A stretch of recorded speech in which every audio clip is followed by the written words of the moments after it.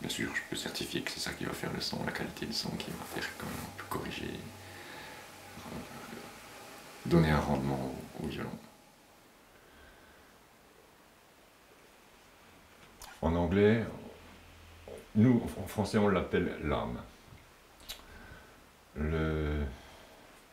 Les Allemands l'appellent Stimmstock. C'est pas très beau. Les Américains, ils l'appellent le post-sound. Alors, il y a une petite distance avec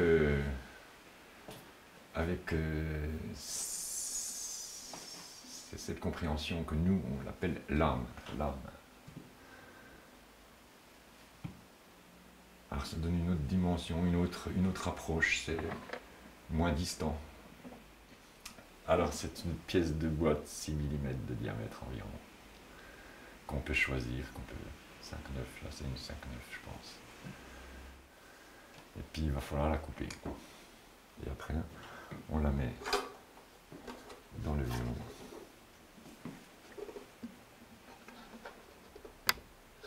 Qui sera à peu près derrière le chevalet, à peu près à cet endroit-là. Donc ça c'est un beau français, qui est bien coté, Mirecourt, qui a été fait à Mirecourt quand l'atelier parisien s'est arrêté, qui avait duré 150 ans environ. Et puis celui-ci a vendu, la famille a vendu le brevet. Et ils ont continué à fabriquer son modèle. Mais ils l'ont fait avec une fourniture industrielle, comme on pourrait dire. C'est-à-dire que là, ils ont pris 2 bois différents. On peut voir qu'il y a 2 bois différents pour le dos.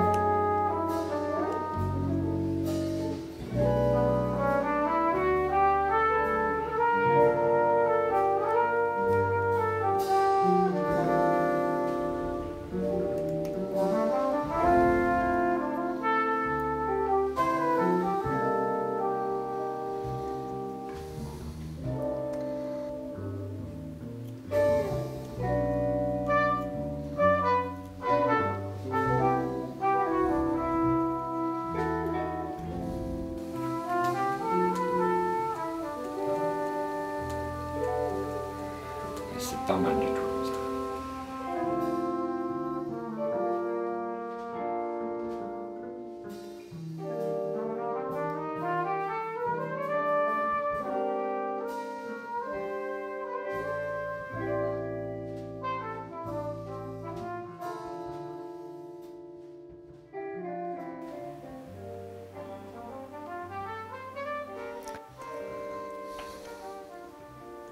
Pour l'instant, je la laisse comme ça.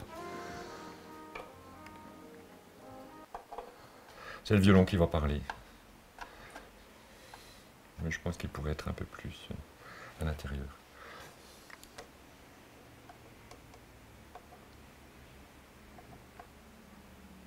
C'est pas mal. En tout cas, j'ai réussi à la mettre bien perpendiculaire. Et j'ai un tout petit axe, et puis je peux encore forcer un peu. Mais je le ferai au montage.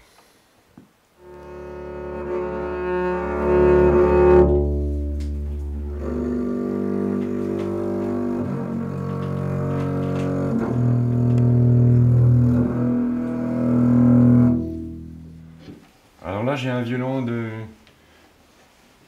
environ 1800, entre 1840 et 1860. Et là, j'ai une corde qui a cédé.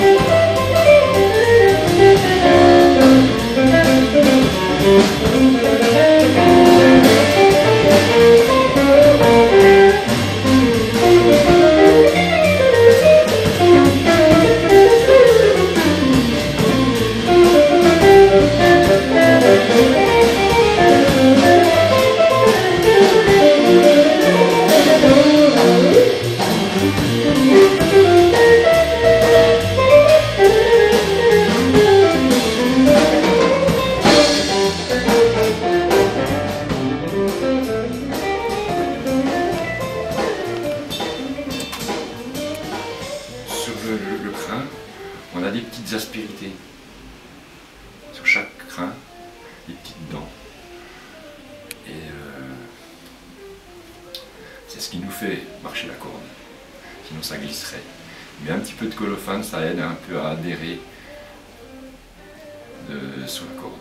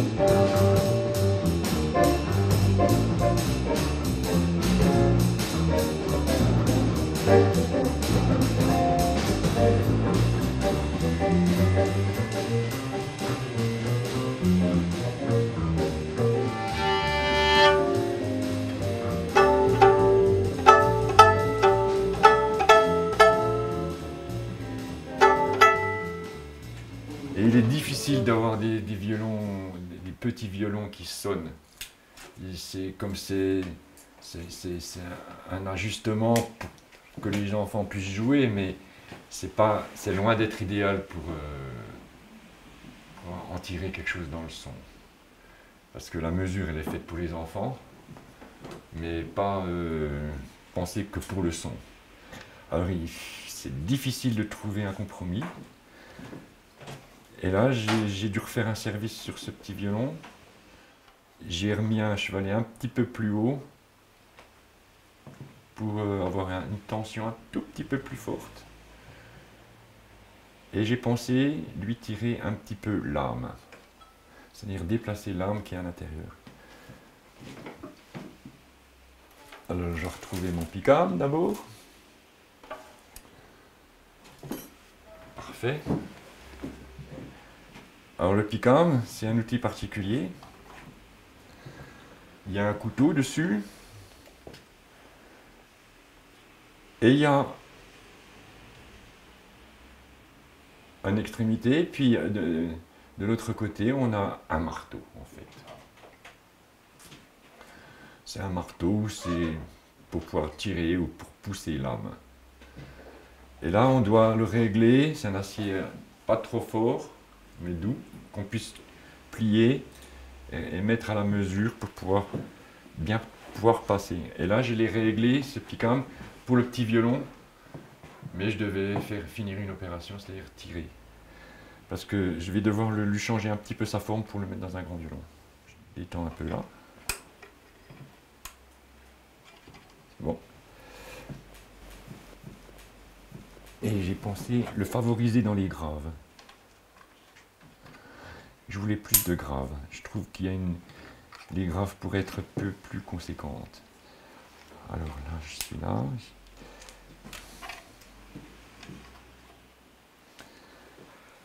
Je suis à 14.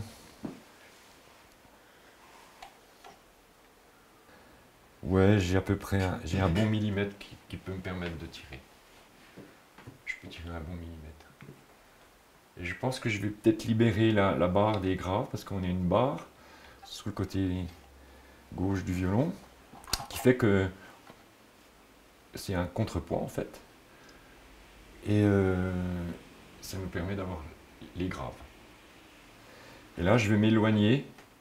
Je vais éloigner l'âme de la barre. Et ça lui demandera plus de force pour réagir. Et peut-être on a plus de graves. On va pouvoir le juger après. Alors là, j'utilise mon plateau, mon petit marteau. C'est-à-dire, je vais essayer de couvrir le pied, le côté droit du pied du chevalet. Je peux encore tirer encore un petit peu. Mais je le sens déjà vibrer plus, tu vois, dans la main qu'avant.